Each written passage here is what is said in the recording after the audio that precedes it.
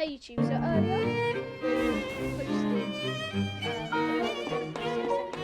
as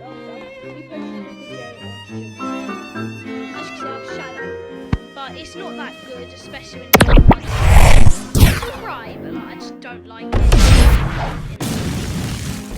Overrated, I'd say. I thought it was really good looking. My brother's spirit, and to be honest, we get bored and we want to eat some fruit, so it was between magma, ice and dark.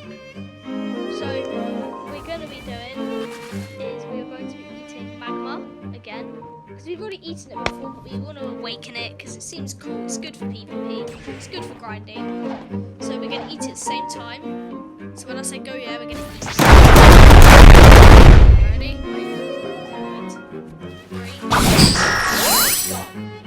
3, 2, 1, go.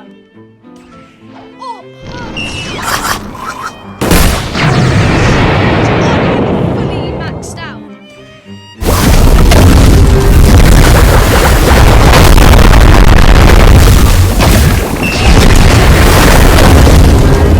Yes, we're gonna go awaken it now. I might put this on the end of the tutorial clip. I don't know. Thanks, guys. Bye. Have a great time.